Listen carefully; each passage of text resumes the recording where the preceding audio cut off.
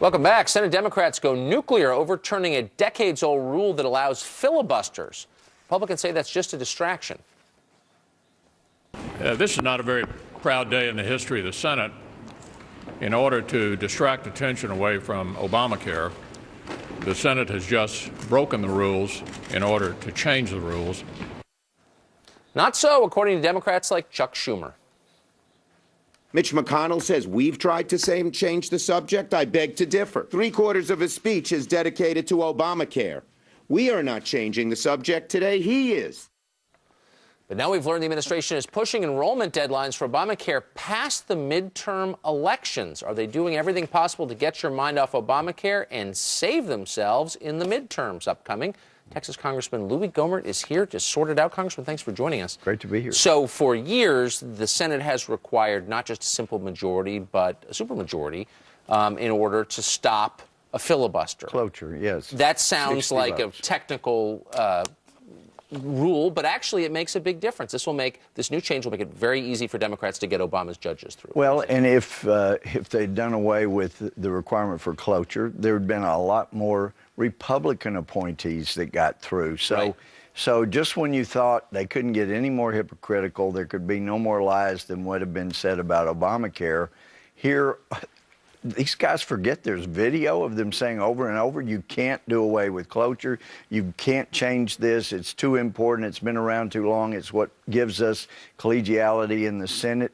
And now they're on record as destroying it. And, you know, it could be one of those things as infuriating as it is, just so they can replace somebody that should have been a replacement for John Roberts, for heaven's sake, that Bush appointed a replacement. They wouldn't let him come.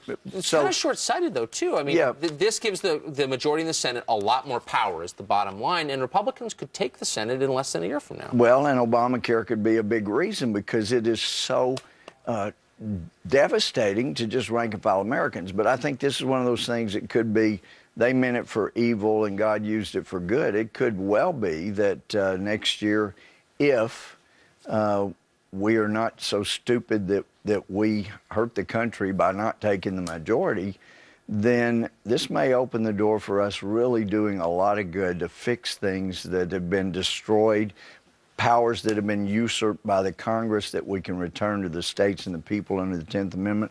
There could be a lot of good come from this next year, all because the Democrats tried to blow the place up. So we're now learning that the second enrollment period, the 2014 enrollment period for Obamacare, is being delayed until after the midterm election. Gee. The White House saying nothing political about this. Yeah, right. But they know. And this is something been written about for the last couple of weeks. Whoa, look at the millions of policies. And Tucker, it's not just the 5 million or so policies that have been canceled. That doesn't represent just one person per policy. Normally there are families that are associated. So that could be a lot more than 5 million. And then when articles started being written about next year, wait a minute, that's when there's going to be even more millions of policies canceled, because a lot of insurance companies are saying, hey, renew now, so at least you can keep your insurance until next fall. And then Democrats realize, holy cow, there are 5 million policies being canceled right now, probably be millions more than that in the next couple of months.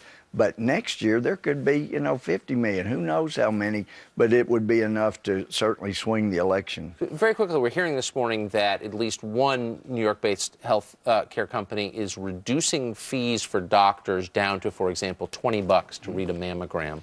Well, that's what happens when you cut dramatically the amount of money that you're reimbursing healthcare officials.